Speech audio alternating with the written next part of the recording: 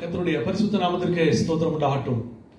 இந்த அருமையான ஆராதனை நேரத்திலும் நாம் அனைவரும் கூடி ஒருமனப்பட்டு ஆராதிக்கும்படியான ஒரு ஸ்லாக்கியத்தை தேவன் நமக்கு கொடுத்திருக்கிறார்.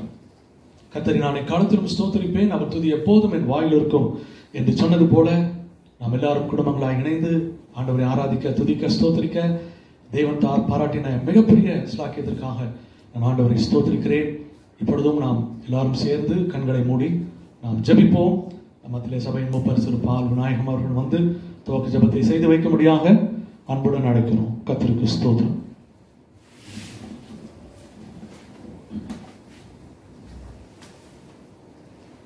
நாம் அப்படியே கண்களை மூடி கர்த்தரை நோக்கி பார்க்கலாம்.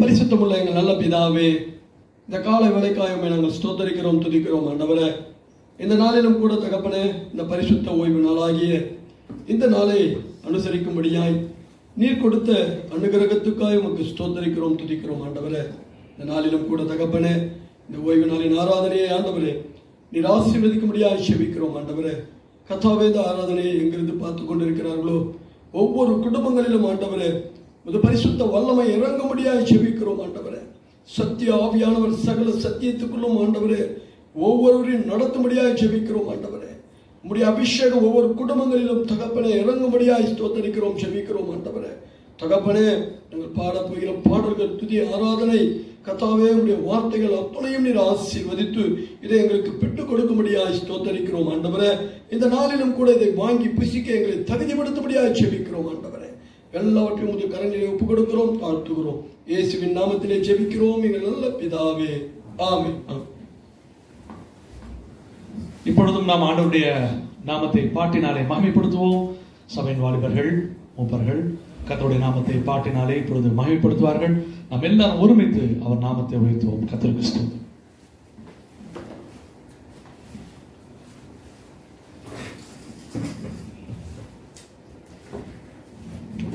ஆராதனையின் முதல் பாடலாக எத்தனை நன்மைகள் எனக்கு செய்தீர் என்ற பாடலை நம் அனைவரும் கைகளை தட்டி நாம் பாடி கர்த்தருடைய நாமத்தை மகிமைப்படுத்துவோம்.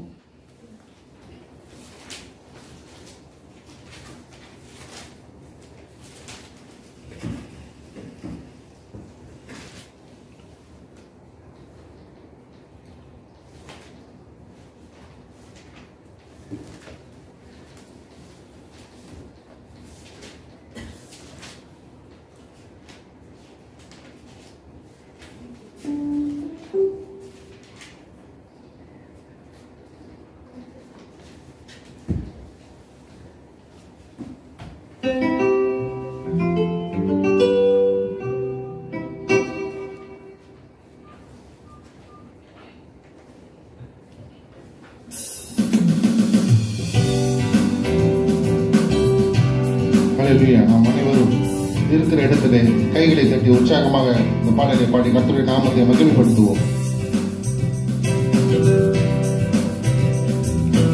எத்தனை நன்மைகள் எனக்கு செய்தீர், எப்படி நன்றி சொல்வேன், நான் எப்படி நன்றி சொல்வேன்.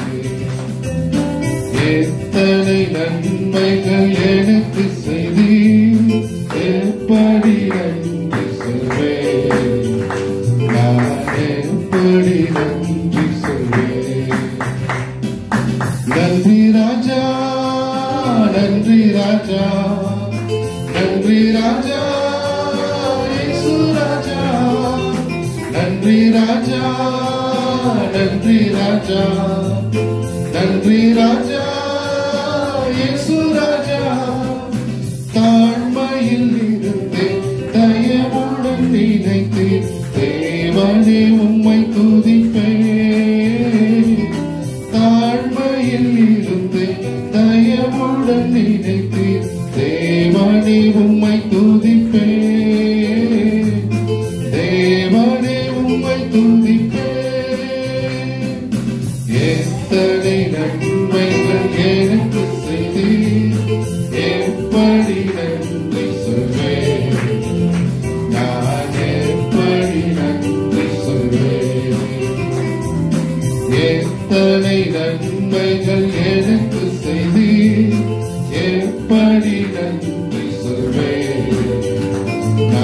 எப்படி நன்றி சொல்வேன்.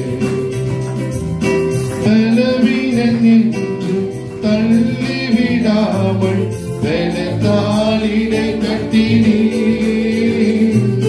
பலவீனன் என்று தள்ளிவிடாமல் பலத்தாலிடை கட்டினீர். பலத்தாலிடை கட்டினீர். எத்தனை நன்மைகள் எனக்கு செய்தீர். எப்படி நன்றி சொல்வேன்.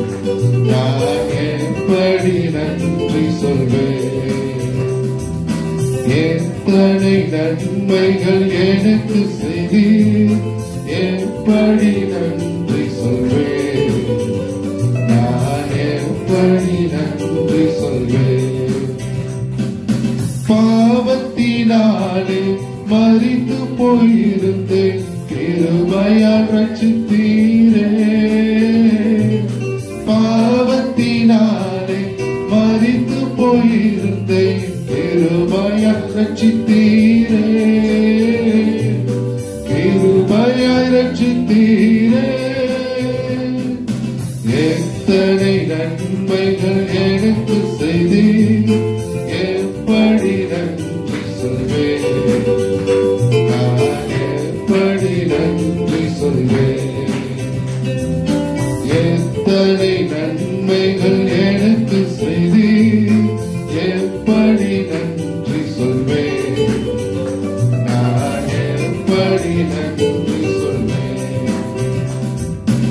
எனக்காக மரித்தீர். எனக்காக உயிர்த்தீர்.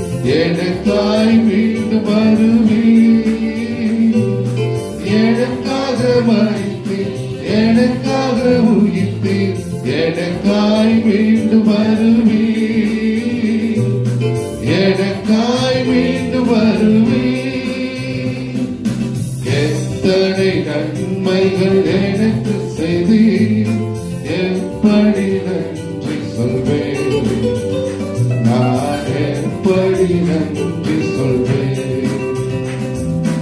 எத்தனை நன்மைகள் எனக்கு செய்தீர். எப்படி நன்றி சொல்வேன். நான் எப்படி நன்றி சொல்வேன். பாவங்கள் போக்கி சாபங்கள் நீக்கி பூரண சுகமாக்கினீர். பாவங்கள் போக்கி சாபங்கள் நீக்கி பூரண சுகமாக்கினீர். பூரண சுகமாக்கினீர். எத்தனை நன்மைகள் எனக்கு செய்தீர். எப்படி நன்றி சொல்வேன். நான் எப்படி நன்றி சொல்வேன். எத்தனை நன்மைகள் எனக்கு செய்தீர். எப்படி நன்றி சொல்வேன். நான் எப்படி நன்றி சொல்வேன். நீ செய்த அதிசயம் ஆயிரம் உண்டு. விவரிக்க முடியாதையா. நீ செய்த அதிசயம் ஆயிரம் உண்டு. விவரிக்க முடியாதையா. விவரிக்க முடியாதையா. எத்தனை நன்மைகள் எனக்கு செய்தீர். எப்படி நன்றி சொல்வேன்.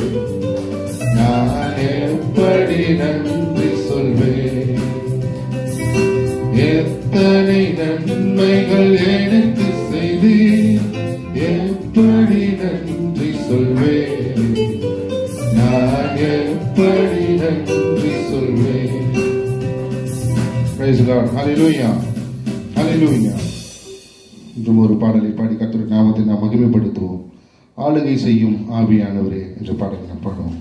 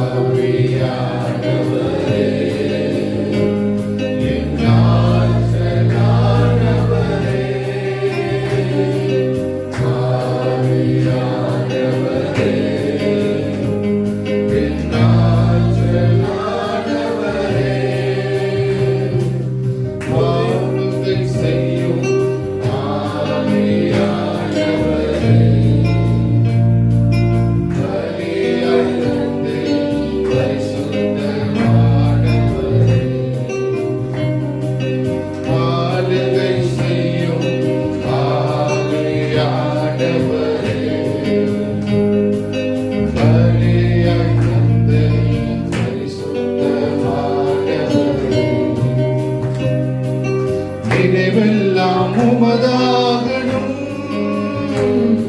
என் பேச்செல்லாம் உமதாகணும், நினைவெல்லாம் உமதாகணும், என் பேச்செல்லாம் உமதாகணும்.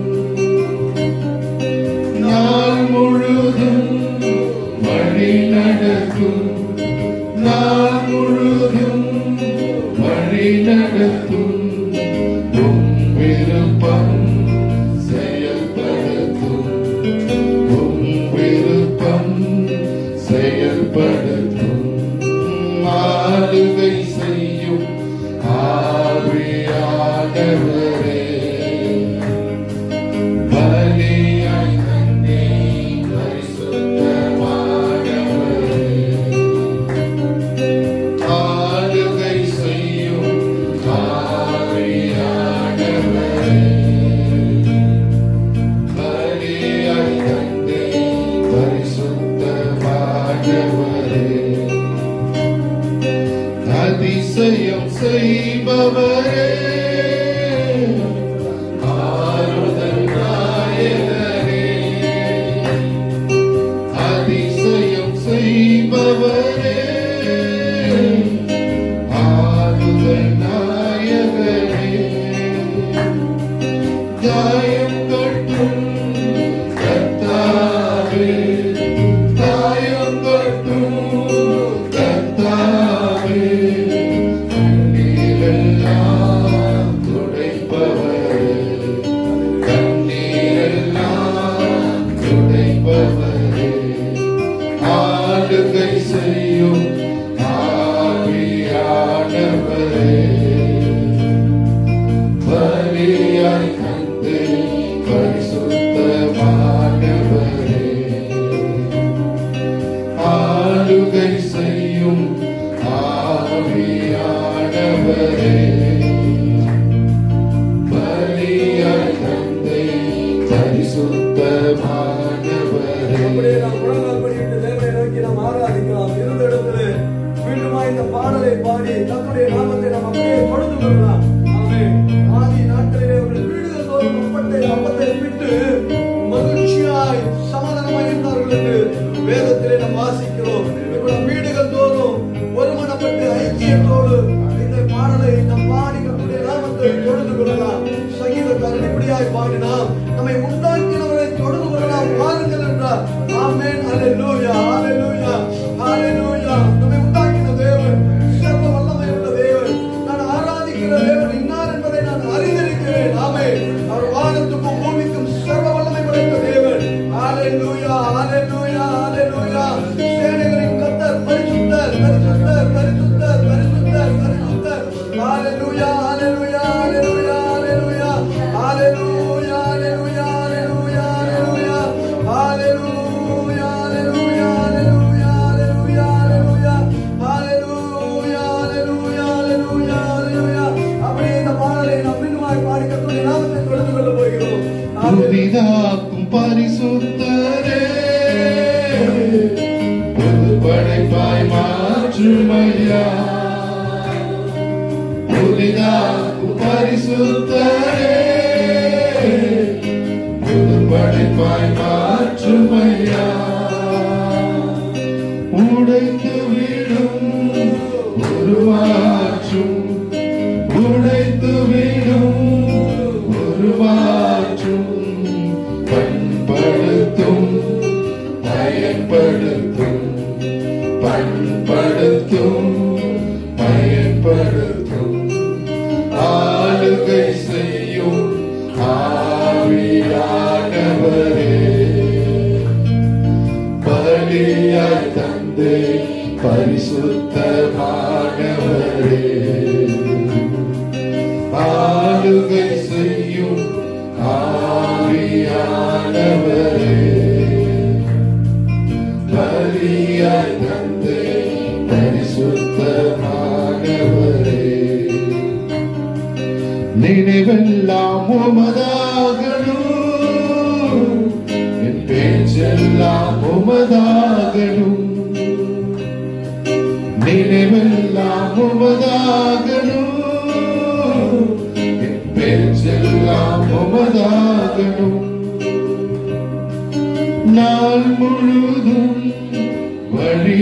நடத்தும், நாள் முழுதும் வழி நடத்தும், உம் விருப்பம் செயல்படுத்தும், உம் விருப்பம் செயல்படுத்தும், ஆளுகை செய்யும் ஆவியானவரே, பலியாய் தந்து பரிசுத்தமானவரே, ஆளுகை செய்யும்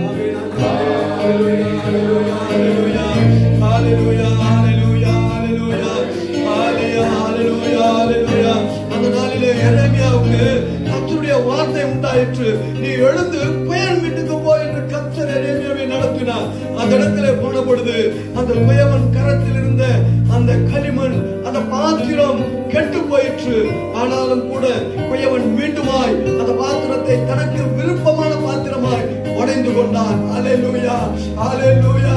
என்னை உடைத்து விடும் ஆண்டவரே, என்னை உருவாக்கும் ஆண்டவரே, என்னை பண்படுத்தும் ஆண்டவரே, ஆண்டவரே என்னை பயன்படுத்தும் ஆண்டவரே, அல்லேலூயா, அல்லேலூயா என்று சொல்லி அப்படியே நம் ஆண்டவரை தொழுது கொள்ள போகிறோம். அல்லேலூயா, அல்லேலூயா, அல்லேலூயா, அல்லேலூயா, அல்லேலூயா, அல்லேலூயா, அல்லேலூயா, அல்லேலூயா, அல்லேலூயா, அல்லேலூயா, அல்லேலூயா, அல்லேலூயா, அல்லேலூயா, அல்லேலூயா, hallelujah, hallelujah, hallelujah, hallelujah, hallelujah,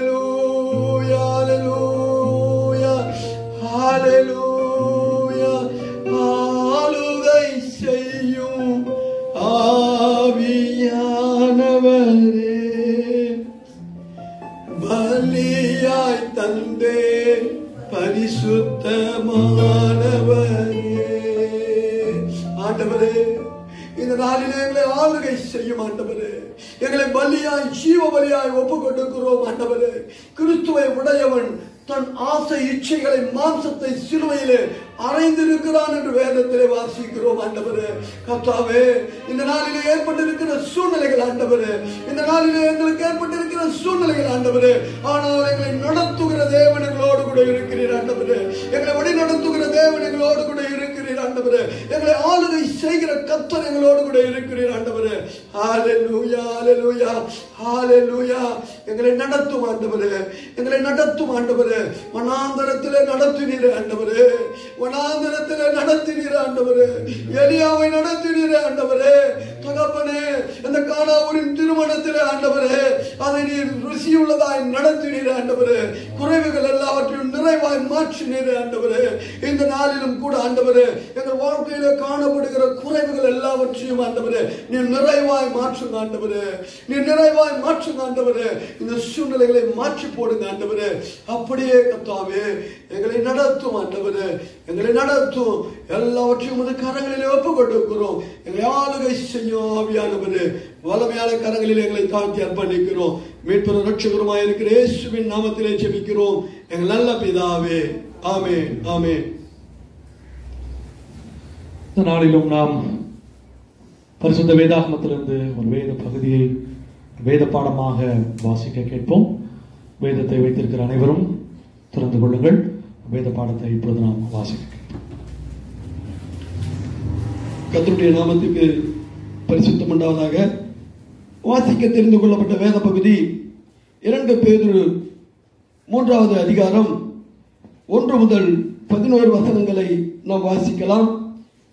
என்னோடு கூட நீங்கள் அவரவர் வீட்டில் இருந்தபடியே இந்த வார்த்தைகளை வாசிக்கும்படியாய் உங்களை கர்த்தருடைய நாமத்திலே அன்போடு கேட்டுக்கொள்கிறோம். வாசிக்கலாம். பிரியமானவர்களே, இந்த 2ஆம் நிருபத்தை இப்பொழுது உங்களுக்கு எழுதுகிறேன். பரிசுத்த தீர்க்கதரிசிகளாய் முன் சொல்லப்பட்ட வார்த்தைகளையும் இரட்சகராய் இருக்கிற கர்த்தருடைய அப்போஸ்தலராகிய எங்களுடைய கட்டளைகளையும் நீங்கள் நினைவு கூறும்படி இந்த நிருபங்களினால் உங்கள் உண்மையான மனதை நினைப்பூட்டி எழுப்புகிறேன். முதலாவது நீங்கள் அறிய வேண்டியது என்னவெனில், கடைசி நாட்களில் பரியாசக்காரர் வந்து தங்கள் சுய இச்சைகளின்படியே நடந்து அவர் வருவார் என்று சொல்லுகிற வாக்குத்தத்தம் எங்கே? பிதாக்கள் நித்திரை அடைந்த பின்பு சகலமும் சிருஷ்டிப்பின் தோற்றம் முதல் இருந்த விதமாய் இருக்கிறதே என்று சொல்லுவார்கள். பூர்வ காலத்தில் தேவனுடைய வார்த்தையினாலே வானங்களும் ஜலத்தினின்று தோன்றி ஜலத்தினாலே நிலை கொண்டிருக்கிற பூமியும் உண்டாயின என்பதையும், அப்பொழுது இருந்த உலகம் ஜல பிரளயத்தினாலே அழிந்தது என்பதையும் மனதார அறியாமல் இருக்கிறார்கள். இப்பொழுது இருக்கிற வானங்களும் பூமியும் அந்த வார்த்தையினாலேயே அக்னிக்கு இரையாக வைக்கப்பட்டு தேவ பக்தி இல்லாதவர்கள் நியாயம் தீர்க்கப்பட்டு அழிந்து போகும் நாள் வரைக்கும் காக்கப்பட்டிருக்கிறது. பிரியமானவர்களே, கர்த்தருக்கு ஒரு நாள் 1000 வருஷம் போலவும் 1000 வருஷம் ஒரு நாள் போலவும் இருக்கிறது என்கிற இந்த ஒரு காரியத்தை நீங்கள் அறியாதிருக்க வேண்டாம்.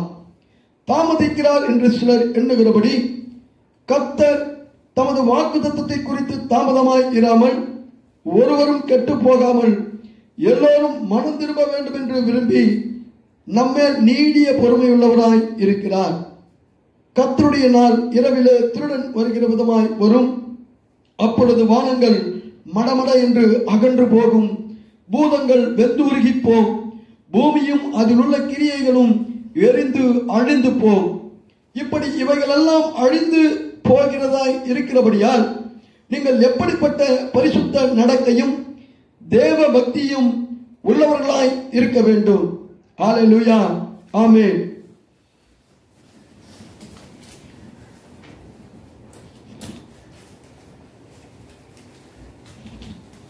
நாம் இருக்கிறவனுமாக கண்களை மூடி ஜெபித்து கர்த்தருடைய வார்த்தைக்கு நேராக கடந்து சொல்லுவோம். ஆண்டவரே, பேசுகிற தெய்வமே, இந்த இக்கட்டான சூழ்நிலையிலும் ஆண்டவரே நீர் எங்களோடு கூட பேசுகிறவராய் இருக்கிறீர். இப்படி நாங்கள் செய்தியை கேட்க வேண்டும் என்று நீர் சித்தம் கொண்டபடினாலே ஆண்டவர் எவ்வளவு வாசல்கள் அடைக்கப்பட்டாலும் ஒரு வாசலை திறந்து கொடுத்து கர்த்தருடைய வார்த்தையை நாங்கள் எல்லாரும் கேட்பதற்கு நீர் உதவி செய்கிறீரே, அதற்காக உமக்கு ஸ்தோத்திரம். நீதாமே இதை எங்களுக்கு பிட்டு ஆசீர்வதித்து தாரும். இயேசுவின் நாமத்தில் ஜெபிக்கிறோம் எங்கள் நல்ல பிதாவே, ஆமென். ஆண்டவருடைய பரிசுத்த நாமத்திற்கு ஸ்தோத்திரம் உண்டாகட்டும். இந்த நாளிலும் நாம் 2 பேதுரு 3ஆம் அதிகாரத்திலே வாசிக்க கேட்ட ஒவ்வொரு வார்த்தைகளுக்காக ஆண்டவரை ஸ்தோத்திரித்து ஆண்டவர் நம்மோடு கூட என்ன பேச விரும்புகிறார் என்பதை நாம் இப்பொழுது பார்க்க அழைக்கப்படுகிறோம். இந்த 2 பேதுரு 3ஆம் அதிகாரத்திலே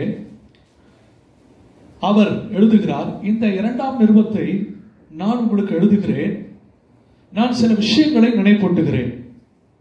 என்ன விஷயங்கள்? பரிசுத்த தீர்க்கதரிசிகளாலும் இரட்சகராயிருக்கிற கர்த்தருடைய அப்போஸ்தலராலும் சொல்லப்பட்ட விஷயங்களை உங்களுக்கு நான் நினைப்பூட்டுகிறேன். வேறொன்றும் செய்யவில்லை, நான் உங்களுக்கு நினைப்பூட்டுகிறேன். நீங்கள் பல விஷயங்களை மறந்திருக்கிறீர்கள், உங்களுக்கு நான் நினைப்பூட்டுகிறேன். என்ன நினைப்பூட்டுதல்? ஆண்டவர் வரப்போகிறார். அவர் வரும்பொழுது அவர் சொன்ன வார்த்தைகள், அவர் வரும்பொழுது என்னென்ன நடக்கும் என்று சொன்ன காரியங்கள் எல்லாம் நிறைவேறி கொண்டிருக்கிறது. அப்படி நாம் காண்கிற இந்த பூமியும் வானத்தையும் குறித்து ஆண்டவர் சொல்லும் பொழுது நாம் இப்பொழுது ஒரு கடினமான சூழ்நிலையில இந்த செய்தியை கேட்டுக்கொண்டிருக்கலாம்.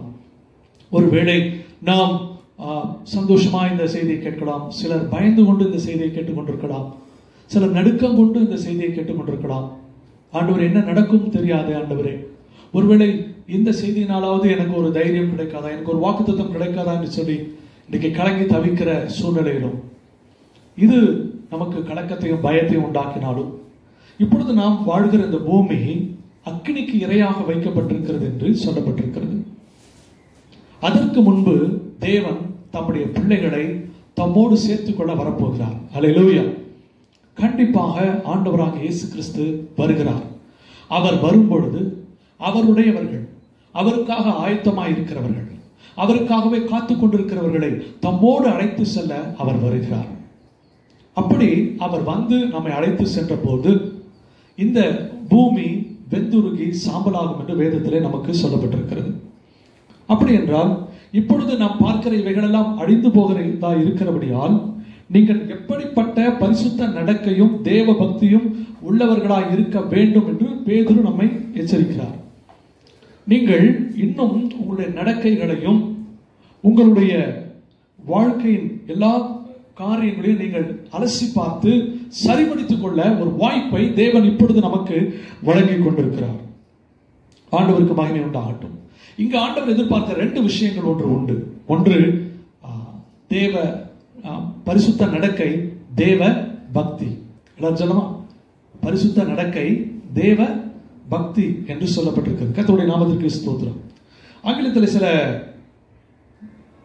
டிரான்ஸ்லேஷன்ல சில வசனங்கள் சொல்லப்பட்டிருக்கிறது, மிக நன்றாக இருந்தது.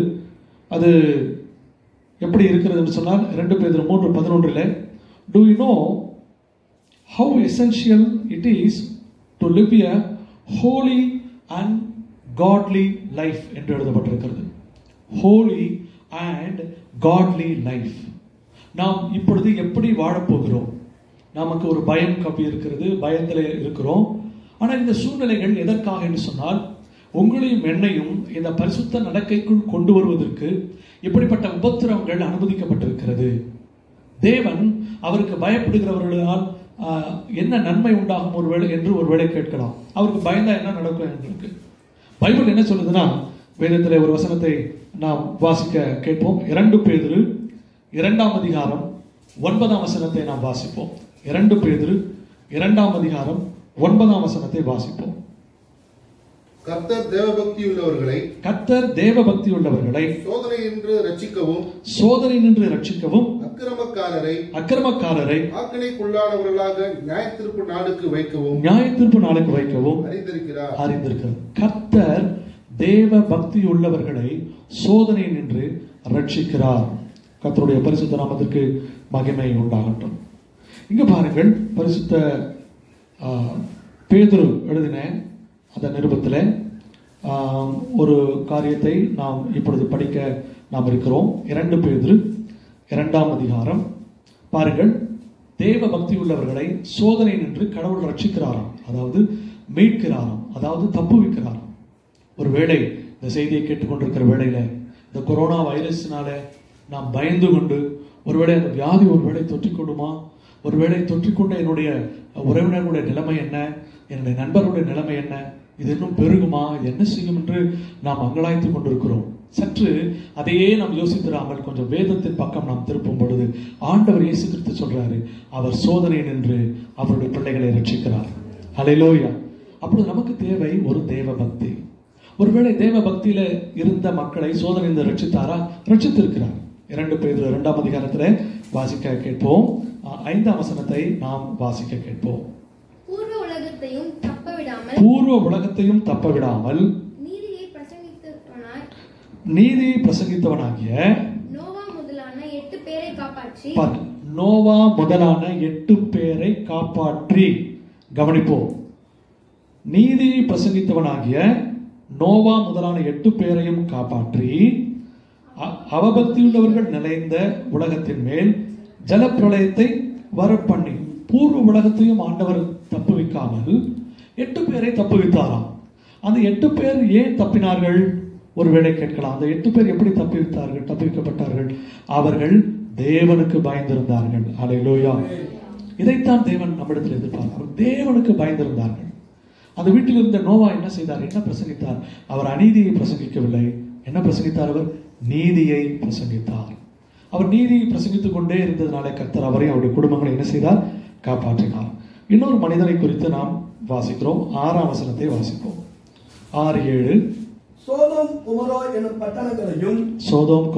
பட்டணங்களையும் சாம்பலாக்கி கவிழ்த்து போட்டு ஆக்கினைக்குள்ளாக தீர்த்து பிற்காலத்திலே அவபக்தியாய் நடப்பவர்களுக்கு அவைகளை திருஷ்டாந்தமாக வைத்து அக்கிரமக்காரருக்குள் வாசமாய் இருக்கையில் அவர்களுடைய காம விகார நடக்கையால் வருத்தப்பட்டு நாள்தோறும் அவருடைய அக்கிரம கிரியைகளை கண்டு கேட்டு நீதியுள்ள தன்னுடைய இருதயத்தில் வாதிக்கப்பட்ட நீதிமானாகிய லோத்தை அவர் ரட்சித்திருக்கிறார். 2வது மனிதனை ஆண்டவர் ரட்சிக்கிறார். முதல் மனிதனை ஜலப்பிரளயத்திலிருந்து அவனுடைய குடும்பத்தை காப்பாற்றினார். இரண்டாம் மனிதனை அக்கினியிலிருந்து காப்பாற்றினார். அப்போ அக்கினியிலிருந்து அவன் ஏன் காப்பாற்றப்பட வேண்டும்? கவனிப்போம். யாரும் பயப்பட வேண்டாம். கர்த்தருடைய வார்த்தையை நாம் தெளிவாய் கேட்கும் பொழுது கர்த்தர் நம்மை காப்பாற்றும் வேலையை அவர் அறிந்திருக்கிறார். எப்படி காப்பாற்ற வேண்டும் என்று அவருக்கு தெரியும். எந்த சூழ்நிலையில யாரை கொண்டு அவர்களை காப்பாற்ற வேண்டும் என்றும் கர்த்தர் அறிந்து வைத்திருக்கிறார். நாம் ஒருவேளை நினைத்துக் கொண்டிருக்கலாம், ஐயோ சூடாகி கொண்டிருக்கிறது. சாத்ராக், மேஷாக், ஆபேத்நேகோ கூட அப்படிதான் நினைத்தார்கள். வந்து செய்திகளை சொன்னார்கள், ஐயோ அக்னி அதிகமாகிவிட்டது, அதனுடைய வெப்பம் அதிகமாகிவிட்டது. இதே நியூஸை கேட்டுக்கொண்டே இருந்தாங்க. ஆனா இன்னொரு புறம் பார்த்தீங்களா, ஆண்டவர் வர்றத யாருக்கும் தெரியல. ஆண்டவர் வந்து அவங்களோட நின்று அவங்களை என்ன செய்தார்? காப்பாற்றினார். ஆகவே நாம் இந்த பயந்து கொண்டிருக்கிற நம்மை உற்சாகப்படுத்துகிற பரிசுத்தமான வார்த்தைகள். ஆகவே இங்கு பாருங்கள், அக்கினி வந்து கொண்டிருக்கிறது. ஆனால் ஒரு மனிதன் காப்பாற்றப்பட்டான். எப்படி அவன் காப்பாற்றப்பட்டான்? அவன் ஜனங்களை பார்த்தான். அவர்கள் அக்கிரமக்காரர்களாய் இருந்தார்கள், பொல்லாதவர்களாய் இருந்தார்கள். அவர்கள் பொல்லாங்கு செய்து கொண்டே இருந்தார்கள். பாருங்கள், அதை பார்த்து அவன் ரசிக்கவில்லை. அதை பார்த்து பரவாயில்லை, இந்த காட்சி எனக்கு நான் பார்க்கவே இல்லை, இதை நான் கண்டு களிக்க நான் விரும்புகிறேன், இருதயமே நீ கண்டுகளி, கண்களே நீ கண்டு கழியுங்கள் என்று சொல்லி அவன் அதை குறித்து கழிக்கவில்லை. மாறாக என்ன செய்தானா? தன்னுடைய இருதயத்துல வாதிக்கப்பட்டான் என்று எழுதப்பட்டிருக்கிறது. இன்றைக்கு கூட இந்த நிகழ்ச்சிகள் நடந்து கொண்டிருக்கும் போது உலகமே கலங்கி கொண்டிருக்கிறது. ஆனால் இன்னும் சில பேர் என்ன செய்யவில்லை? கலங்கவில்லை.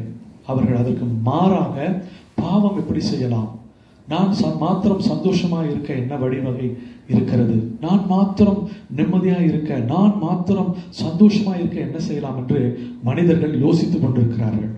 ஆனால் இந்த இடத்துல அந்த மனிதன் தப்புவிக்கப்பட்டான் என்று எழுதப்பட்டிருக்கிறது. அதனாலதான் 2 பேதுரு 2:9 சொல்லப்பட்டிருக்கிறது, கர்த்தர் தேவ பக்தி உள்ளவர்களை சோதனை நின்று ரட்சிக்கிறார். ஒருவேளை இந்த 2 பேரையும் ரட்சித்தார் என்று மாத்திரம் நாம் பார்த்தோமே, நம்ம எல்லாரையும் ஆண்டவர் ரட்சிப்பாரா? கண்டிப்பாக ரட்சிப்பார். ஹல்லேலூயா. அதற்காக தான் ஆண்டவர் நீடிய பொறுமையோடு கூட இருக்கிறார். ஆனாதான் பேதுரு எழுதுறாரு, தாமதிக்கிறார் என்று சிலர் எண்ணுகிறார் என்று அநேகர் யோசித்துக் கொண்டிருக்கிறார்கள். ஆண்டவர் எங்க வரமாட்டார். இல்லை, அங்கு 2 பேதுரு 3:9 தாமதிக்கிறார் என்று சிலர் எண்ணுகிறபடி கர்த்தர் தமது வாக்குத்தத்தத்தை குறித்து என்ன செய்யவில்லை? தாமதமாயில்லை, ஒருவரும் கெட்டு போகாமல், பாருங்க அவருடைய அன்பை பாருங்க, ஒருவரும் கெட்டு போகாமல் எல்லாரும் மனம் திரும்ப வேண்டும் என்று விரும்பி, அல்லேலூயா, அவர் விருப்பம் கொண்டிருக்கிறார். எல்லாரும் மனம் திரும்ப வேண்டும். இந்த நாளிலாகிலும் மனம் திரும்ப வேண்டும். இந்த செய்தியை கேட்டுக்கொண்டிருக்கிற வேளையிலாகிலும் ஒரு மனிதன் மனம் திரும்ப வேண்டும், ஒரு மனுஷி மனம் திரும்ப வேண்டும். தேவன் அதைத்தான் எதிர்பார்க்கிறார். அவர் ஏன் தாமதிக்கிறார்? அவர் தாமதிக்கிறதற்கு காரணங்கள் உண்டு. உங்கள் மேல், எங்கள் மேல் அவர் விருப்பம் உள்ளவராய் இருக்கிறார். நான் மனம் திரும்ப வேண்டும் என்பதை கடவுள் முழுமையாக எதிர்பார்த்து காத்து கொண்டிருக்கிறார். அல்லேலூயா. ஆதி நாட்களிலே கடவுள் ஜலப்பிரளயத்தை அழிப்பதற்கு முன்பாக ஆண்டவர் தாமதித்துக் கொண்டிருந்தார். எப்படி தாமதித்துக் கொண்டிருந்தாரு? அங்கு ஒரு மனிதன் இருந்தான், அவனுடைய பெயர் மெத்துசலா. அந்த மெத்துசலாவுக்கு பைபிள்லயே பாத்தீங்கன்னா அதிக வருஷம் உயிரோடு இருந்த ஒரே மனுஷன் யாரு? மெத்துசலா. அவன் தான் அதிக வருஷங்கள் உயிரோடு இருந்த ஒரு மனிதன். ஏன் அவனுக்கு ஆயுசு நாட்கள் கூட்டி கொடுக்கப்பட்டது? அவன் நிறைய பேர பிள்ளைங்களை கொள்ளு பேரனை பார்க்கணுன்றதுக்காகவா? இல்ல, அவன் மறிச்சிட்டான்னா வெள்ளம் வந்துடும். பாருங்க ஆண்டவருடைய அன்பை பாருங்கள். அவன் மறித்து விட்டால் என்ன வரும்? பூமியின் மேல வெள்ளம் வந்து அழிச்சிடும். அதனால அவனுக்கு ஆயுசு நாட்களை கூட்டி கொடுத்து கொண்டே இருந்தாராம். ஆகவேதான் பைபிள்ல அவனுக்கு 969 வயது அவனுக்கு ஆனது. பைபிள்லேயே அதிக நாட்கள் வாழ்ந்த ஒரு மனிதன். 969 ஆண்டுகள் அவனுக்கு கூட்டி கொடுத்தது எதற்காக என்று சொன்னால், தேவன் மனுஷர்கள் மேல் நீடிய பொறுமையுள்ளவராக இருந்தார். அல்லேலூயா. அந்த நாட்களில் நோவா 120 வருஷம் பிரசங்கித்துக் கொண்டிருந்தார். நோவா பார்க்கிறார், அந்த தாத்தா மரிச்சு போயிட்டா என்ன வந்துடும்? வெள்ளம் வந்துடும். அப்போ அந்த ஆயுசு நாட்கள் கூட்டி கொடுக்கப்பட்டது எதற்காக என்று சொன்னால், கர்த்தர் மனிதர்கள் மேல் நீடிய பொறுமை உள்ளவராய் இருக்கிறார் என்பதை அறிந்து கொள்வதற்காக. பாருங்கள், மெத்துசலா அதிக நாட்கள் வாழ்ந்தான். அவனை பெற்ற தகப்பன் ஏனோக்கு இன்னும் மரிக்காமல் உயிரோடு என்ன செய்து கொண்டிருக்கிறார்? வாழ்ந்து கொண்டிருக்கிறார். ஒருவேளை இது ஒரு புதிராக இருக்கலாம்.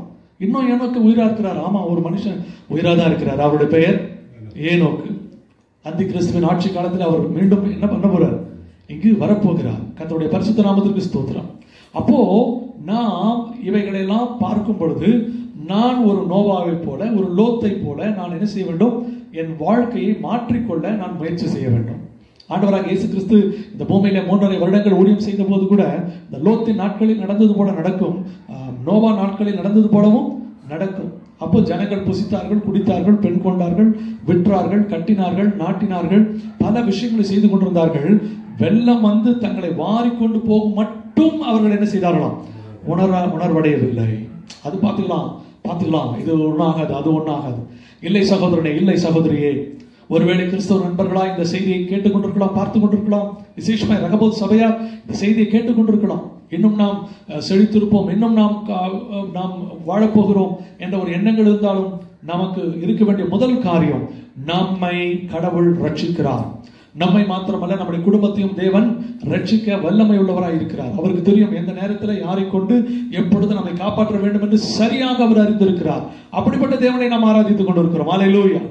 ஆகவே வேதம் நமக்கு சொல்கிறது, உங்களுடைய வாழ்க்கையை நீங்கள் சீர்தூக்கி பாருங்கள். நீங்கள் எப்படிப்பட்ட பரிசுத்த நடக்கையும் தேவ பக்தியும் உள்ளவர்களாய் இருக்க வேண்டும் என்று எழுதப்பட்டிருக்கிறது. கர்த்தருடைய பரிசுத்த நாமத்திற்கு மகிமை உண்டாகட்டும். ஒரு வசனத்தை வாசிப்போம். யாக்கோபு 3ஆம் அதிகாரம் 13ஆம் வசனத்தை சற்று வாசிப்போமா?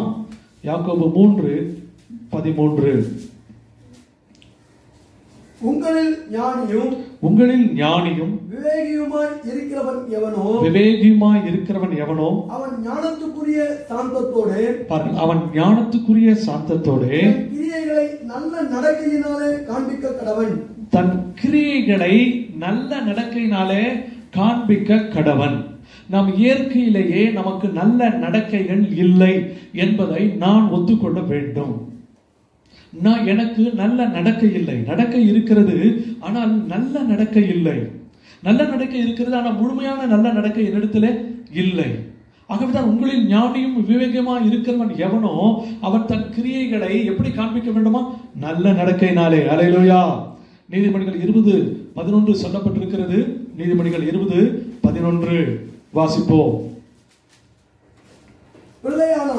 பிள்ளையானாலும் அதன் செய்கை சுத்தமோ செம்மையோ என்பது அதன் நடக்கையினால் விளங்கும். அல்லேலூயா. கர்த்தருடைய நாமத்திற்கு மகிமை உண்டாகட்டும். ஆங்கிலத்தில் even a child makes himself known by his acts. அப்படின்னா even a child makes himself known by the way he leads a life, whether what he does is pure or right. அது செம்மையோ அது சுத்தமோ. ஒரு பிள்ளைய நம்ம நல்ல பிள்ளை அப்படின்னு எதனால கண்டுபிடிப்போமா? அது நடத்தையினாலே. அல்லேலூயா. ஒருவேளை நான் சொல்ல என் பிள்ளை ரொம்ப நல்லவன், என் பொண்ணு ரொம்ப நல்லவன் நான் சொல்லலாம், ஆனால் அது நடத்தையினாலதான் அது விளங்கும் என்று சொல்லப்பட்டிருக்கிறது. அப்படிப்பட்ட நடத்தை மாறும்போதுதான் தேவன் அந்த பிள்ளையை ரட்சிக்கிறார் என்று எழுதப்பட்டிருக்கிறது. நம்ம எல்லாருக்கும் நம்முடைய பிள்ளைகள் காப்பாற்றப்பட வேண்டும் என்று விரும்புகிறோம் அல்லவா? நம்முடைய இணைஜன பந்துகள் காப்பாற்றப்பட வேண்டும் என்று விரும்புகிறோம் அல்லவா?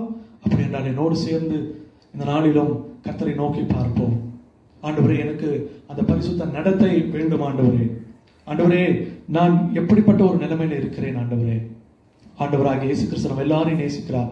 அவர் நமக்குள் வாழ்கிறார். அவர் நமக்குள் வாழ்கிறபடினால அவருடைய வசனத்தை நாம் எல்லாரும் கைக்கொள்ள வேண்டும் என்று விரும்புகிறார். ஆனால் நாம் வசனத்தை சந்தேகிக்கும் போது அந்த ஆண்டவர் துக்கப்படுகிறார். நம்முடைய இருதயத்தில் சந்தேகம் வந்து விடுகிறது. ஆண்டவரும் துக்கப்படுகிறார். அப்படிப்பட்ட நல்ல தேவன் நமக்கு உண்டு. இப்பொழுதும் அவர் என்ன எதிர்பார்க்கிறார்? 1 பேதுரு 1:18 பாருங்கள், நம்மை அப்படி ஆண்டவர் மீட்டிருக்கிறார் என்று சொல்லி முதலாவது நாம் பார்க்க அழைக்கப்படுகிறோம். 1 பேதுரு 1ஆம் அதிகாரம் 18ஆம் வசனத்தை சற்று வாசிப்போம். உங்கள் முன்னோர்களால்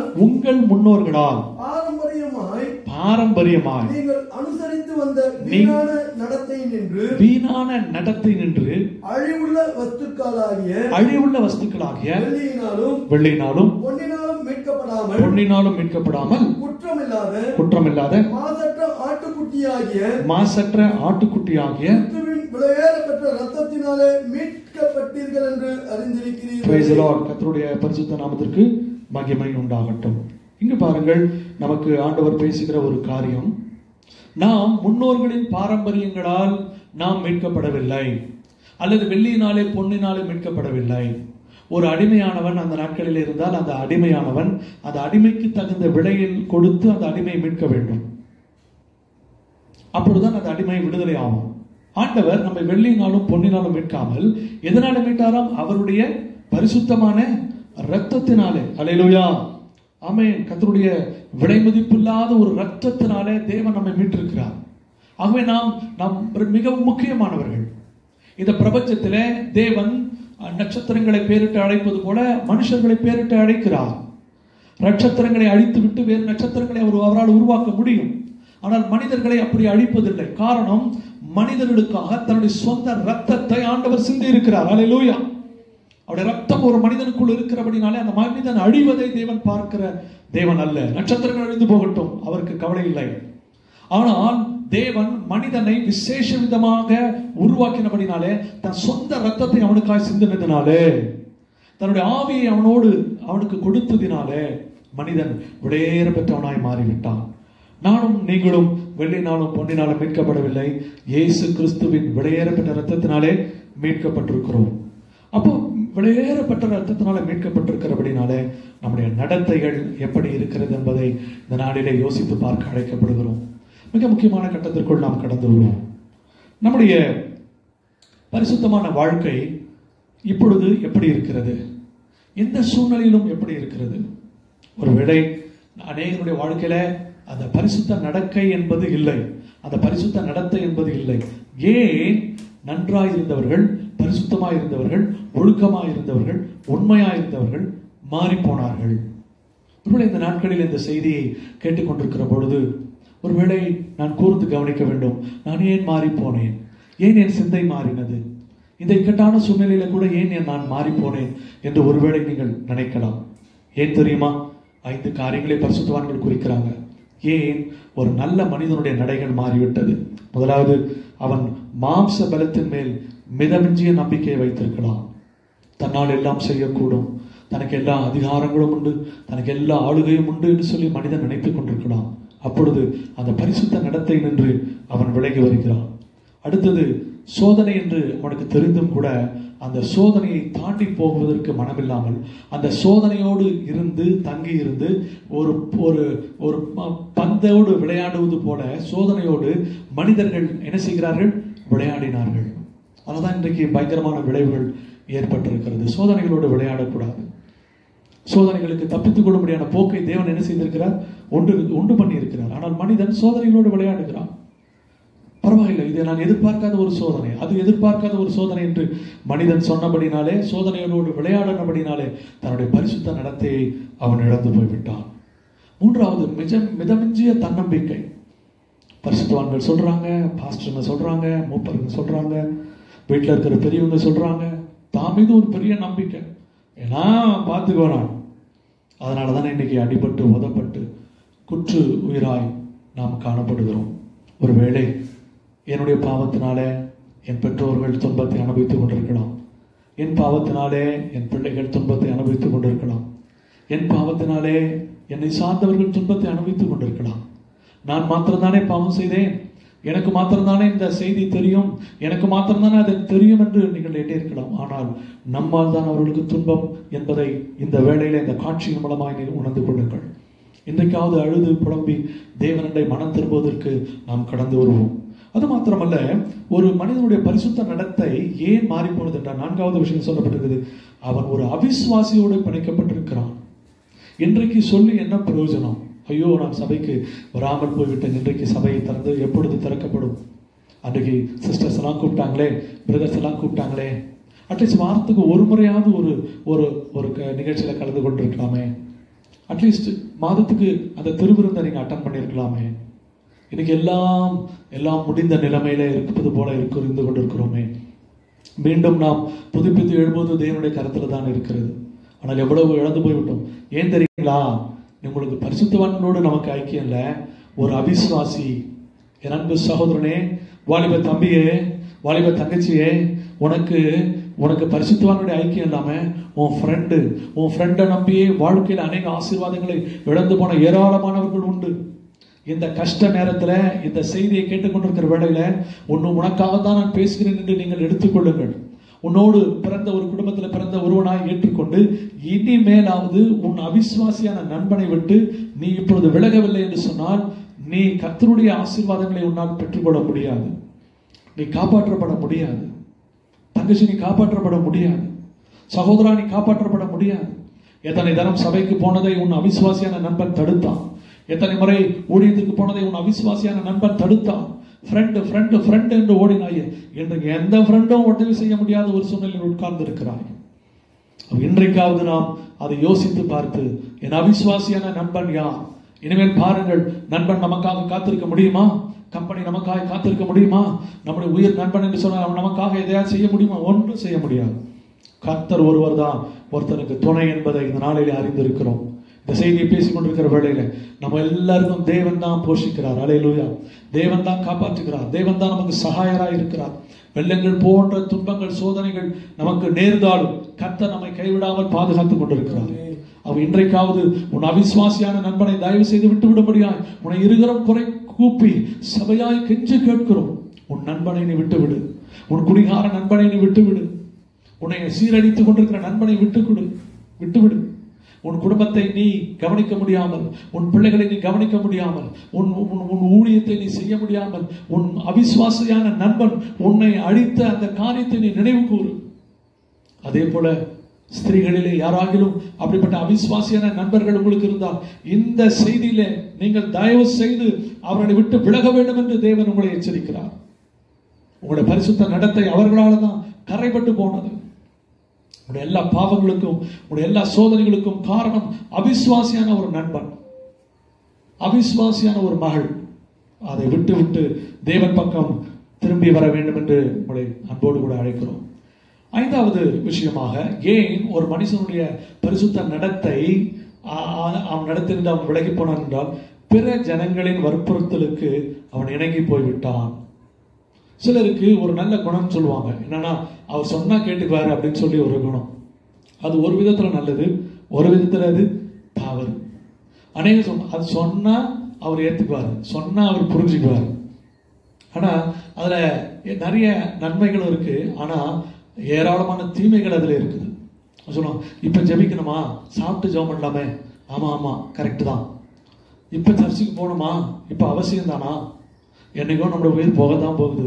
கடவுளுக்கு ஏன் முன்னுரிமையை நம்ம கொடுக்க கூடாது? அவர் தானே இது வரைக்கும் நம்முடைய ஜீவனை காப்பாற்றிட்டு கொண்டு இருக்கிறார். அல்லேலூயா. ஜீவனை மனுஷனுடைய சுவாசத்தை தன்னுடைய கரங்களில வைத்திருக்கிறார் என்று எழுதப்பட்டிருக்கிறது. அப்படியாக ஜனங்களின் வற்புறுத்தலுக்கு நாம் இணங்கி போய்விட்டோம். புற ஜாதிகளுடைய வற்புறுத்தலுக்கு நாம் இணங்கி போய்விட்டோம். நாம் தேவனுடைய பிள்ளைகள், பிரித்தெடுக்கப்பட்ட கூட்டம்.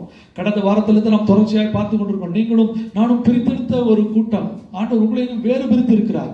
குடும்பத்தை விட்டு பிரித்திருக்கிறார், தெருவை விட்டு பிரித்திருக்கிறார், சொந்த பந்தங்களை விட்டு பிரித்தெடுத்திருக்கிறார். நீங்கள் நானும் ஒரு பரிசுத்தமான கூட்டமாக இருப்பதற்காக தேவன் நம்மை பிரித்தெடுத்திருக்கிறார். ஆண்டவருக்கு மகிமை உண்டாகட்டும். இப்போ இந்த பரிசுத்த நடத்தையிலிருந்து நாம் விழுந்து போயிருக்கிறோம். இப்ப நம்முடைய ஜபங்கள் கேட்கப்படவில்லை. அதனால நான் யாருக்கிட்டையாவது போன் பண்ணி பேசட்டுமா, இல்ல யாராவது ஏதாவது சொல்றாங்களா, இன்னைக்கு இது நிற்கும்னு சொல்றாங்க, எப்போ இது சரியாகும்னு சொல்றாங்க, ஒருவேளை ஏதாவது தீர்க்க தரிசனமா அது ஏதாவது சொல்ல முடியுமா? எல்லாரும் உலகமே இயங்கி கொண்டு இருக்கிறது. அப்போ அவங்களுடைய பரிசுத்த நடக்கையிலிருந்து விழுந்தபடினால அவங்களுக்கே தெரிஞ்சிருச்சு, என்னுடைய ஜபம் என்ன செய்யப்படவில்லை, கேட்கப்படவில்லை. அப்போ பரிசுத்த நடத்தையிலிருந்து ஒருவன் விழுந்து போனவனாய் காணப்பட்ட அவனுடைய விளைவுகள் எப்படி இருக்கணும்? முதலாவது, அவன் சத்துருக்களுக்கு அடிமையாகி போகிறான். அநேக சத்துருக்கள் அவனை அடிமை கொள்ளுகிறார்கள். ஆகவே எங்கு பார்த்தாலும் அவன் தூங்குவதற்கு பயப்படுகிறான், வெளியே நடமாடுவதற்கு பயப்படுகிறான். பலவிதமான சத்துருக்களின் போராட்டங்களுக்கு அவன் அடிமையாகி போகிறான்.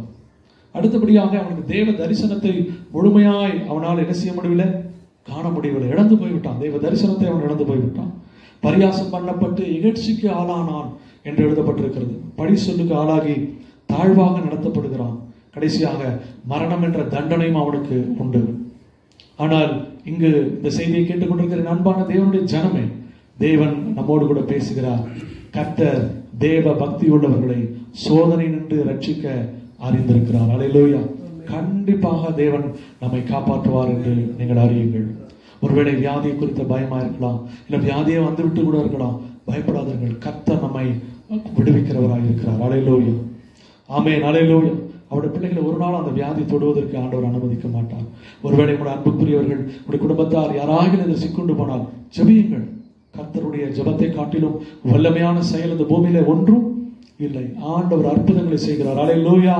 எரிகிற அக்னி சூளையிலும் அவர் அற்புதங்களை செய்கிறார். சிங்கங்கள் எல்லாம் சூழ்ந்திருந்தாலும் அவைகள் நம்மை தொடாதபடி தேவன் பாதுகாக்கிற அவர் வல்லமையுள்ள தேவனாய் இருக்கிறார். ஆகவே நாம் சபையிலே அங்கங்க பிரசங்கம் பண்ணினது வேறு, இப்பொழுது பிரசங்கம் பண்ணினது வேறு. இப்போ பிரசங்கம் பண்ணது அனுபவத்திலிருந்து வருகிறது. அல்லேலூயா, அனுபவத்திலிருந்து வருகிறது. அப்பொழுது ஒரு புத்தகத்தை படித்ததினாலேயோ மற்ற காரியங்களினாலேயோ வந்திருக்கலாம். ஆனால் இப்பொழுது அனுபவத்திலிருந்து வருகிறது. அனுபவமே ஒரு மனிதனை தைரியப்படுத்தும். அல்லேலூயா, அனுபவமே ஒரு மனிதனை தூக்கி எடுக்கும் என்பதை விசுவாசியுங்கள். கர்த்தருடைய நாமத்திற்கு மகிமை உண்டாகட்டும். அப்போ அந்த பரிசுத்த நடத்தை நின்று ஒரு மனிதன் விழுந்து போய்விட்டான். இப்பொழுது மீண்டும் அந்த பரிசுத்த நடத்தைக்கு அவன் வந்தால்தான் ஆண்டவர் இயேசு சொல்றாரு, அவனை கர்த்தரால் என்ன செய்ய முடியும்? காப்பாற்ற முடியும். இப்ப எப்படி பரிசுத்த நடக்கைக்கும் அந்த தேவ பக்திக்கும் ஒரு மனுஷன் வர முடியும்? முதல்ல சொல்லப்பட்டிருக்கிறது, ஒரு மனிதன் மெய்யாய் மனம் திரும்ப வேண்டும். அல்லேலூயா சொல்லலாமா? எப்படி மனம் திரும்ப வேண்டுமா? மெய்யாய் மனம் திரும்ப வேண்டும்.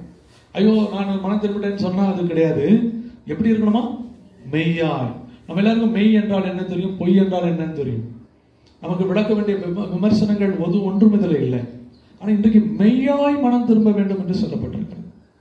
அதுதான் பைபிளில் சொல்லப்பட்டு, தன் பாவங்களை மறைக்கிறவன் வாழ்வடைய மாட்டான், அவைகளை அறிக்கை செய்து விட்டு விடுகிறவன் தான் இறக்கம் பெறும். அதுதான் மெய்யான மனம் திரும்புதல். அந்த மெய்யான மனம் திரும்புதலுக்குள்ளாய் நாம் கடந்து வர வேண்டும். இரண்டாவது, தேவனுடைய தயவுக்காக நாம் காத்திருக்க வேண்டும். தேவனுடைய கிருபைக்காக. தயவு என்றால் கிருபை என்று அர்த்தம், அன்பு என்று அர்த்தம். தேவனுடைய அன்பிற்காக நாம் காத்திருக்க வேண்டும். தேவன் இங்க இருக்கிற ஒருவரை ஆகிலும் சரி, சத்தத்தை கேட்டுக்கொண்ட ஒருவரை ஆகிலும் புறம்பே தள்ளவே மாட்டார். அல்லேலூயா. அவர் புறம்பே தள்ளவே மாட்டார். ஏனென்றால் அவருடைய அன்பு நமக்குள் இருக்கிறார். அவர் நம்மை நேசிக்கிற ஒரு நல்ல தகப்பனாக அவர் இருக்கிறார். அவர் நம்மை நேசிக்கிறார். அந்த நேசத்திற்காக நாம் ஏங்க வேண்டும், நாம் கெஞ்ச வேண்டும் என்று எழுதப்பட்டிருக்கிறது. அல்லேலூயா. என்று சொன்னால் நாம் உறவுகளை ரொம்ப நாட்களாக இழந்து போயிருக்கிறோம். கெஞ்சி தான் சில காரியங்களை என்ன பண்ண வேண்டும்? பெற்றுக்கொள்ள வேண்டும். கெஞ்சி அழுகிற பிள்ளை அது கேட்கிறதை பெற்றுக்கொள்ளும். அல்லேலூயா. இன்றைக்கு நீதிமொழிகள் 10:24 கூட சொல்லப்பட்டிருக்குது, நீதிமான் விரும்புகிற காரியம் அவனுக்கு கொடுக்கப்படும். நாம் நம்முடைய பட்டணங்களுக்காக ஜெபிப்போம், நான் வசிக்கிற பகுதிகளுக்காக ஜெபிப்போம். போதும் ஆண்டவரே, இந்த வாதை இது நிறுத்தப்பட்டு போகட்டும் ஆண்டவரே. என் பட்டணத்தில் அது நிறுத்தப்படட்டும் ராஜா. நான் வசிக்கிற பகுதியில் அது நிறுத்தப்படட்டும் ஆண்டவரே. நான் விரும்புகிற காரியம் எனக்கு என்ன பண்ணப்படட்டும்? கொடுக்கப்படட்டும் என்று சொல்லி கேளுங்கள். கர்த்தர் நமக்கு உதவி செய்வார். மூன்றாவது சொல்லப்பட்டிருக்கிறது, இந்த பரிசுத்த நடக்கையை நாம் எப்படி மறுபடியும் பெற்றுக்கொள்ள முடியும் என்று சொன்னால், புதிய அபிஷேகத்திற்காக நாம் மன்றாட வேண்டும். இந்த நாட்களிலே ஒரு நோய் தொற்று உண்டாகி ஒரு பயம் உண்டாகின நேரத்தில், இப்படி போய் கொண்டிருக்கிற வேளையில சத்துருவும் தன்னுடைய காரியங்களை அதிலே இணைத்து விட்டான். அவன் யார் யாரெல்லாம் பயமுறுத்த முடியுமோ எல்லாரையும் பயமுறுத்தி, எல்லாரையும் அழிவுக்கு நேராக வழிநடத்தி, எல்லாரையும் ஒரு விதமான கலக்கத்திற்குள்ளாக அவர்கள் வேதம் வாசிக்க முடியாமல், ஜெபிக்க முடியாமல், ஏன் என்னோடு தொடர்பு கொண்டவர்களை பற்றி தான் நான் சொல்ல முடியுமே தவிர வேறு யாரை பற்றி சொல்ல என்னால் ஜெபிக்க முடியல. ஜெபிக்கிறதுக்கு ஒரு ஆள் வேணும். உன் நண்பர்கள் யாராக இருந்தாலும் சேர்ந்து ஜெபியுங்கள், குடும்பத்தோரோடு சேர்ந்து ஜெபியுங்கள். கண்டிப்பாக இந்த ஜெபம் எல்லாம் ஒரு நாளும் வீண் போகாது. நமக்கு என்னன்னா, நான் இவ்வளோ கஷ்டப்பட்டு ஜெபம் பண்ணனே, என்னோட நேரத்தெல்லாம் செலவு பண்ணி ஜெபம் பண்ணனே, அதெல்லாம் வீண் போகுமா? கண்டிப்பாக வீண் போகாது. நீங்கள் நானும் நிற்பது அந்த ஜெபத்தினால தான். அல்லேலூயா. நீங்கள் நானும் நிலை நிற்பது அந்த ஜெபத்தினால தான். அதே நேரத்தில் இந்த சாத்தானுடைய வல்லமைகளை மேற்கொள்ள வேண்டும் என்றால் நமக்கு புதிய அபிஷேகத்துக்காக என்ன செய்யணுமா? ஆண்டவர்கிட்ட மன்றாட வேண்டும் என்று எழுதப்பட்டிருக்கிறது. இந்த பூமியில் இருக்கிற இந்த மக்களுக்காக மன்றாடி கொண்டிருக்கிறோம். எல்லா சபைகளும் மன்றாடி கொண்டிருக்கிறார்கள். தகப்பனே, நீர் மனம் இறங்கும் என்று மன்றாடி கொண்டிருக்கிறார்கள். எங்களுக்கு தெரிந்தவைகளினாலே நாம் மன்றாடி ஒரு பாதுகாப்பையும் விடுதலையும் கேட்டுக்கொண்டிருக்கிறோம் என்று எல்லாரும் ஜெபித்துக் கொண்டிருக்கிறார்கள். அதே போல எதற்காக மன்றாட வேண்டுமா? புதிய அபிஷேகத்திற்காக. இந்த நேரத்திலும் அந்த அபிஷேகத்தை தருவதற்கு தேவன் வல்லவராய் இருக்கிறார். இருள் பூமியையும் காரிருள் ஜனங்களையும் மூடும், ஆனாலும் கர்த்தர் உன்மேல் உதிப்பார் என்று எழுதப்பட்டிருக்கிறது. ஆகவே பயப்பட வேண்டாம். நம்ம எல்லாரும் அந்த புதிய அபிஷேகத்திற்காக காத்திருப்போம். இந்த புதிய அபிஷேகம் என் மேல் வந்து இறங்கட்டும், என்னை நிரப்பட்டும் என்று சொல்லி தாகத்தோடு பசியோடு காத்திருப்போம். ஒரு பசிக்காக ஒரு மனிதன் காத்திருப்பது போல, ஒரு தாகத்துக்காக ஒரு தண்ணீருக்காக ஒரு மனிதன் காத்திருப்பது போல இந்த அபிஷேகத்துக்காக காத்திருப்போம். தேவன் நமக்காக பெரிய காரியங்களை செய்வார். அடுத்தபடியாக நம்முடைய ஊழியத்தை, பணியை உண்மையும் உத்தமமாக செய்வதற்கு அர்ப்பணிக்க வேண்டும். இதுவரை எப்படி செய்தோமோ நமக்கு தெரியாது. இதுவரை நாம் எப்படி வேலையில் இருந்தோம் தெரியாது. இதுவரை நான் எப்படி ஊழியம் செய்தேன் என்று தெரியாது. ஆனால் இப்பொழுது அந்த பரிசுத்த நடக்கை எனக்குள் இருக்க வேண்டும் என்றால் நான் இப்பொழுது ஆண்டவரிடத்தில் கேட்க வேண்டும், உண்மையும் உத்தமமாய் நான் இனி ஊழியம் செய்கிறேன். அல்லேலூயா, ஆமென். கர்த்தருடைய பரிசுத்த நாமத்திற்கு ஸ்தோத்திரம். இந்த நாட்களிலே வீணான விமர்சனங்களுக்கோ மற்ற காரியங்களுக்கோ இடம் கூடாமல் கிறிஸ்தவர்களாகிய நாம் கர்த்தருடைய வார்த்தைக்கு நாம் செவி கொடுப்போம். யாரையும் விமர்சிக்க வேண்டிய அவசியம் இல்லை. நான் என்னை பார்க்க வேண்டும். நான் இதுவரை செய்த ஊழியம் என்ன, இனிமேல் செய்ய போகிற ஊழியம் என்ன, இதுவரை எப்படி செய்தேன் எனக்கு தெரியும். எப்படி செய்தேன், என்னை பாராட்டலாம், என்னை உற்சாகப்படுத்தலாம், என்னை குதூகலப்படுத்தலாம், எனக்கு பரிசு பொருட்களை தரலாம், காணிக்கை தசமபாகங்களை அள்ளி தரலாம், நன்றாக ஊழியம். ஆனால் நான் எப்படி ஊழியம் செய்தேன் என்று எனக்கும் தேவனுக்கும் தெரியும். ஆகவே என்னுடைய நடத்தை பரிசுத்த நடத்தையா இருக்க வேண்டும் என்றால் நான் என்ன செய்ய வேண்டுமா, தேவனுடைய சமூகத்தில் இனி என்னுடைய ஊழியத்தை உண்மையும் உத்தமமாய் செய்வதற்கு என்னை என்ன செய்ய வேண்டும், அர்ப்பணிக்க வேண்டும் என்று வேத வசனம் சொல்லப்பட்டிருக்கிறது. அல்லேலூயா. உண்மையும் உத்தமமாய் எனக்கு தெரியும் எப்படி செய்ய வேண்டும் என்று சொல்லி. என் அன்பு சகோதரனே, சகோதரியே, உங்களுடைய குடும்பங்களிலே நீங்கள் அந்த உண்மையும் உத்தமத்தையும் காத்துக்கொள்ளுங்கள். வாலிப தம்பி தங்கச்சியே, இந்த உண்மையும் உத்தமத்தையும் நீங்கள் காத்துக்கொள்ளுங்கள். என் அன்பு சகோதரனே, சகோதரியே, இந்த உண்மையும் உத்தமத்தையும் நீங்கள் நானும் காத்துக்கொள்ள ஆண்டவர் நமக்கு உதவி செய்வாராக. இந்த தெய்வ பக்தியையும் இந்த பரிசுத்த நடத்தையும் பெற்றுக்கொள்ள நாம் இப்பொழுது என்ன செய்ய வேண்டும் என்று பார்த்து கொண்டு வருகிறோம். மறுபடியும் நான் இந்த பரிசுத்த நடக்கையும் அந்த தெய்வ பக்தியும் எனக்குள்ள வர வேண்டும். பக்தி இருக்கிறது, ஆனா தெய்வத்துக்குரிய பக்தி இல்லை. பக்தி இருக்குது, ஆனா எதுக்குரிய பக்தி இல்லை, தெய்வத்துக்குரிய பக்தி இல்லை. அதாவது அந்நிய பாஷை பேசும் பொழுது ஒருவேளை எனக்கு வியாக்கியானம் தெரியாது, எனக்கு அர்த்தம் தெரியாது, ஆனா பேசும்போது பைபிள் சொல்லுது தனக்கே பக்தி விருத்தி உண்டாக பேசுகிறான். அல்லேலூயா. பாருங்கள், எனக்கு வியாக்கியானம் ஆண்டவர் கொடுக்கும் போது அந்த வரத்தை கொடுக்கட்டும். ஆனால் அந்நிய பாஷைகளிலே நான் ஏன் பேச வேண்டும் என்றால் எனக்குள்ள என்ன உண்டாகலாம், பக்தி விருத்தி ஆகிறது. அதனால நிறைய பேர் அந்த நாட்களிலே பைத்தியம் என்று சொல்லட்டும், அவர்கள் ஏதோ உளறுகிறார்கள் என்று சொல்லட்டும், ஆனால் அவர்கள் சொன்னால் சொல்லிக் கொண்டு போகட்டும், நான் தெய்வ பக்தியிலே என்ன செய்கிறேன், வளருகிறேன். அல்லேலூயா. ஆகவே தயவு செய்து ஒருவேளை பயம் சூழ்ந்த நேரத்திலும் ஆவியானவர் நம்மை பலப்படுத்துகிறார். கர்த்தருடைய ஆவியானவர், கர்த்தருடைய ஆவி எங்கேயோ அங்கே விடுதலை உண்டு. அவர் நம்மை திக்கற்றவர்களாக விடுவதில்லை. அப்படின்னு சொன்னார், திக்கற்றவர்கள் அனாதைகள், அப்பா அம்மா யாரும் காப்பாற்ற இல்லாதவங்க தான் அனாதைகள். அப்படின்னு சொன்னாரு, நான் உங்களை அனாதைகளாக விடப்போவது இல்லை, நான் உங்களிடத்தில் வருவேன். அல்லேலூயா. விசுவாசிப்போம், தேவன் நம்மோடு கூட இருக்கிறார். அல்லேலூயா. இப்பொழுது நாம் கவனிக்க வேண்டிய காரியங்களை கடைசியாக சில வேத வசனங்களின் அடிப்படையில் நாம் சில விஷயங்களை பெற்றுக்கொள்ள போகிறோம். ஒரு மனிதனை குறித்து பார்ப்போம். அவனுக்கு பெயர் ஆபிரகாம். அவனை கர்த்தர் அழைத்தார். அவனை கர்த்தர் அழைத்து அவனை ஆசீர்வதித்தார். அவன் ஆசீர்வதிக்கப்பட்டவனாய் மாறிவிட்டான். அவனை பார்த்து ஆண்டவர் சொன்னாரு, ஆபிரகாமே, ஆதியாகமம் 12ஆம் அதிகாரத்தில் 1-3 வரைக்கும் நம்ம வாசிக்கும் பொழுது, நான் உன்னை பெரிய ஜாதியாக்கி உன்னை ஆசீர்வதித்து உன் பேரை பெருமைப்படுத்துவேன், நீ ஆசீர்வாதமாய் இருப்பாய் என்று சொல்லிவிட்டார். இப்பொழுது இந்த காலகட்டத்தில் நாம் பிறருக்கு எப்படி இருக்க வேண்டும், ஆசீர்வாதமாய் இருக்க வேண்டும். ஒருவேளை குடும்பத்தில் இருப்பது நமக்கு ரொம்ப போர் அடிக்கும், ஒரே இடத்துல இருப்பது ரொம்ப போர் அடிக்கும், உண்மைதான், இல்லைன்னு சொல்லல. ஆனா நாம் மற்றவர்களுக்கு எப்படி இருக்க வேண்டுமா, ஆசீர்வாதமாய் இருக்க வேண்டும். அப்போ இந்த தெய்வ பக்தியும் பரிசுத்த நடக்கையும் பெற்றுக்கொள்ள வேண்டும் என்றால் இந்த ஆபிரகாமை குறித்து கொஞ்சம் நம்ம பார்ப்போம். அவர் மாத்திரம் எப்படி கேட்டதை பெற்றுக்கொண்டார். இன்றைக்கு சூழ்நிலையில கர்த்தருடைய வார்த்தையை நம்மளால நம்ப முடியாது. ஆண்டவர் நிறுத்துவாரா, நிறுத்த மாட்டாரா, இந்த பிரச்சனை வருமா வராதா, எப்பொழுது நான் விடுவிக்கப்படுவேன், எல்லாருக்கும் ஒரு ஏக்கம், எப்பொழுது நான் விடுதலையாவேன், எனக்கு கூட அது எப்பொழுது நான் விடுதலையாவேன், எப்பொழுது நான் மீட்கப்படுவேன், எப்பொழுது எனக்கு ஒரு நல்ல செய்தி என் பட்டணத்திற்கு உண்டாகும், எப்பொழுது என் தேசத்திற்கு இந்த கொரோனா நின்று போனது என்று நல்ல செய்தி உண்டாகும். அந்த செய்தி தான் இன்னைக்கு உலகத்துல பெரிய செய்தியா இருக்குது. ஆனா இன்னைக்கு பயமுறுத்துகிற அநேக காரியங்கள் இல்லையா, நியூஸ் பேப்பரை பார்க்க முடியல, டெலிவிஷனை பார்க்க முடியல, சரி போனை எடுத்தா அதுவும் என்னதான் சொல்லுது, அது அப்படியே பீதியில மனுஷன் இருக்கிறோம். பயம், எங்க பார்த்தாலும் பயம் சூழ்ந்து இருக்கிறது.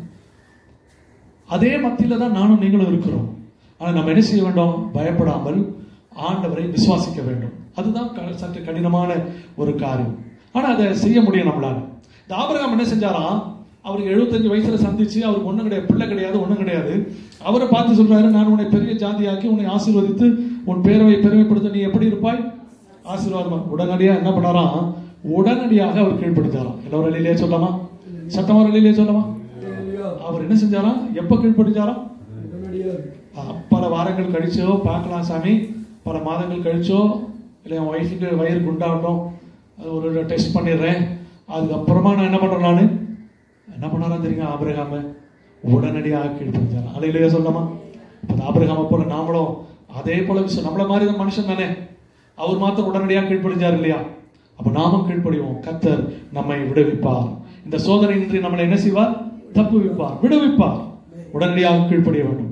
இரண்டாவது என்ன அவருக்கு செஞ்சாராம்? முழுமையான கீழ்ப்படிதல் அவருக்கு உண்டாச்சு.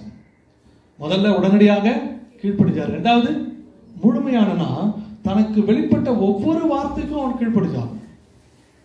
இன்னைக்கு ஒரு செய்தியை கேட்கிறோம்னா ஏதோ ஒரு வார்த்தைக்கு நம்ம கீழ்ப்படிவோம். அப்படி இருக்கக்கூடாது. எல்லா வார்த்தைக்கும் என்ன பண்ணணுமா? கீழ்ப்படியணுமா. அதுதான் முழுமையான ஒரு கீழ்ப்படிதல். ஆகவே இந்த ஆபிரகாம் பாருங்கள், ஆண்டவர் தன்னோடு என்னென்னலாம் பேசினாரோ எல்லாத்துக்கும் என்ன பண்ணாரா? அவரு கீழ்ப்படிஞ்சார். அல்லேலூயா சொல்லுவோமா? நிச்சயமாக இந்த சோதனை நின்று கர்த்தர் நம்மை தப்புவிக்க வல்லவராய் இருக்கிறார். விசுவாசிப்போமா? அடுத்த செய்தியின் போது கூட இந்த சூழ்நிலை மாறிவிடுவதற்கு தேவன் வல்லவராய் இருக்கிறார். அல்லேலூயா. அவரால் கூடாத காரியம் ஒன்றும் இல்லை. அல்லேலூயா, அல்லேலூயா. முழுமையான ஒரு கீழ்ப்படிதல், முழுமையான ஒரு கீழ்ப்படிதல். மூன்றாவது களங்கமற்ற விசுவாசம். இது அவருக்குள்ள இருந்துச்சாம். நமக்குள்ள விசுவாசம் இருக்குது, ஆனா என்ன விசுவாசம் இருக்கணுமா? களங்கமற்ற விசுவாசம். எனக்கு ஏதோ நான் படிச்சிட்டேன் அப்படின்னு நான் பிரசங்கிக்கல, ஏதோ நான் பிரசங்கியாரா இருந்து பேசுறேன்னு இல்லை. இந்த களங்கமற்ற விசுவாசம் எனக்குள்ளும் இருக்க வேண்டும். என்னன்னா, ஒரு குழந்தை எப்படி நம்புதோ அந்த மாதிரி ஆபிரகாம் நம்பினாராம். எல்லாரும் அலையிலே சொல்லலாமா? அல்லேலூயா. சோதனை நின்று கர்த்தர் நம்மை ரட்சிப்பார். அல்லேலூயா. அப்ப ஒரு குழந்தைய மாதிரி அவர் விசுவாசிச்சாராம். முக்கியமா என்னன்னா, அந்த வார்த்தையில சந்தேகிக்கவே இல்லையா. இன்றைக்கு கூட மிகப்பெரிய ஒரு பிரச்சனை என்ன தெரியுங்களா? நிறைய பேர் சொல்றாங்க, கொரோனா கூட பெருசு இல்லைங்க, இந்த சாராயம் ஓபன் பண்ணது மனுஷனுக்கு அது மிகப்பெரிய கொரோனாவா இருக்குதுன்றான். என்ன சொல்றாரு?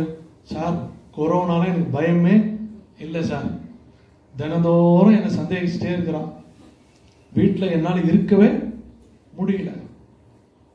ஒருவேளை இந்த செய்தியை கேட்டுக்கொண்டிருக்கிற போது, என்னடா பாஸ்டர் என்னுடைய வாழ்க்கையை சொல்றாருன்னு கூட சில பேர் நினைச்சிட்டு இருக்கலாம். என்னிடத்துல வருகிற பிரச்சனை, நான் 1008 பிரச்சனைகள் இருக்கிறேன், ஆனால் எனக்கு வருகிற பிரச்சனைகளையும் நான் என்ன செய்ய வேண்டும்? சமாளித்து அவர்களுக்கு விடுதலை கொடுக்க ஆண்டவரத்தில் மன்றாட வேண்டும். ஆகவே என்னிடத்துல ஒருவேளை நீங்கள் கேட்டு பாஸ்டர் பிரசங்கம் பண்றாருன்னு நினைச்சுக்காதீங்க. உங்களை மாதிரி கோடிக்கணக்கான பேர் இன்னைக்கு சந்தேகத்துல வாழ்றாங்க. சகோதரியே, சபையில நல்லா கையை தட்டி பாடிவிட்டு, இப்போ இந்த வாசல் அடைக்கப்பட்ட போது புருஷன் எங்க போறான், எங்க வரான், இது பண்றான் சந்தேகம் பண்றியே, உனக்கு புத்தி கிடையாதா? உனக்கு கடவுள் உனக்கு நல்ல ஞானத்தை கொடுத்துருக்கிறாருல்ல, நல்ல அறிவு கொடுத்துருக்கிறாருல்ல, நல்ல ஒழுக்கத்தை கொடுத்துருக்கிறாருல்ல, நல்ல சபையை கொடுத்துருக்கிறாருல்ல. பாஸ்டர் சபையில திட்டுற மாதிரியே இப்போ செல்போன்ல திட்டுற அளவுக்கு வச்சுட்டோமே நம்ம. இப்பவும் புத்தி கட்ட மாதிரி நடந்துக்கிறோமே.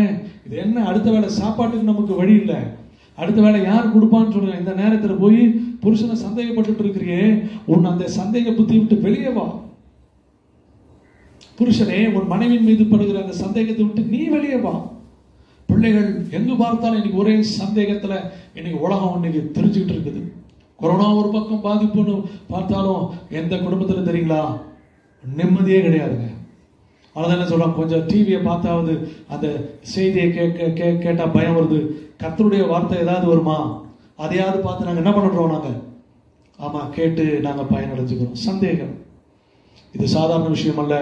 இது பரிசுத்தவான்களையும் அழிக்கிற ஒரு பயங்கரமான ஒரு ஆயுதம். பரிசுத்தவான்களையும் அழிக்கிற ஒரு பயங்கரமான ஒரு ஆயுதம். அவன் களங்கமற்ற விசுவாசம் ஆபிரகாமுக்குள்ள இருந்தது. அவனுக்குள்ள என்ன இல்லை? சந்தேகம் இல்லவே இல்லை. இந்த சந்தேகம் ஒரு ஆவி, கைண்ட் ஆஃப் ஸ்பிரிட். நீங்கள் பரிசுத்தாவின் நிரம்பலினா இந்த ஆவியை மேற்கொள்ளவே முடியாது. பரிசுத்தாவின் அபிஷேகம் நிரம்பலினா இந்த பொல்லாத ஆவியை மேற்கொள்ளவே முடியும். தெருவெல்லாம் அந்த ஆவியில நிரப்பப்பட்டிருக்கிறது. இன்றைக்கு உலகமெல்லாம் அந்த ஆவியில நிரப்பப்பட்டிருக்கிறது. தேவ ஜனமே, இன்றைக்கு ஏதோ சண்டே செய்தி வாரம் கேட்கிறோமா? ஒருவேளை சர்ச்சுக்கு போனா கூட பரவாயில்லைங்க, யூடியூப்ல வந்துடுதுன்னு பெருமை அடிச்சுட்டு இருக்கிறோமா? அந்த பெருமையெல்லாம் தூக்கி போடுவோம், அந்த காரியத்தெல்லாம் தூக்கி போடுவோம், கடவுள்கிட்ட வருவோம். ஆபிரகாம மாதிரி நான் ஒரு களங்கமில்லாத விசுவாசம் உள்ளவனா இருக்க எனக்கு உதவி செய்ய ஆண்டவரே. விசுவாசம் இருக்குது, ஆனா எனக்குள்ள என்ன இருக்குது? ஒரு சந்தேகம் வருது சாமி. ஐயோ வேண்டாம் சகோதரனே, சகோதரியே, கிறிஸ்தவ சகோதரனே, கிறிஸ்தவ பிள்ளையே, இந்த சந்தேகம் ஒரு நாளும் நம்முடைய வாழ்க்கையை சீரழித்து போட்டு விடும்.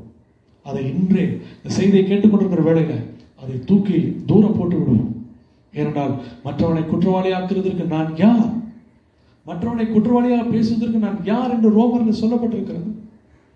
நீ மற்றவர்களை குற்றவாளியாக்குகிற அதே காரியத்தை நீயும் செய்கிறாய் என்று ரோமர் 2ஆம் அதிகாரம் சொல்லுகிறது. ஆகவே இந்த சந்தேக ஆவியை விரட்டி அடிப்போம். இந்த கொடிய நாட்களிலே நம்ம எல்லாரும் கண்ணீரோடு ஜெபிப்போம். இயேசுவா, இந்த சந்தேக ஆவி என் குடும்பத்தை விட்டு என்ன செய்ய வேண்டும்? வெளியேற வேண்டும் என்று ஜெபிப்போம். கர்த்தர் அதற்கு உதவி செய்வாராக. அது மாத்திரமல்ல, 4வதாக அந்த ஆபிரகாமுக்குள்ள இருந்த ஒரு நல்ல ஒரு விஷயம் என்னன்னா, விடாப்பிடியான ஒரு தன்மை. விடாப்பிடியான தன்மை. அவர் எனக்கு 25 வருஷம் ஆனாலும் எனக்கு ஆண்டவர் குழந்தை கொடுப்பார். அல்லேலூயா.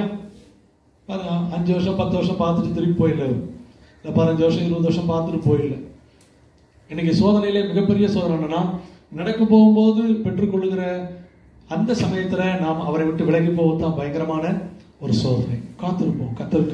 காத்திருக்கிற புது பலன் அடைந்து கழுகுகளை போல சட்டைகளை அடித்து எழுப்புவார்கள் என்று எழுதப்பட்டிருக்கிறது. கர்த்தருடைய நாமத்திற்கு ஸ்தோத்திரம்.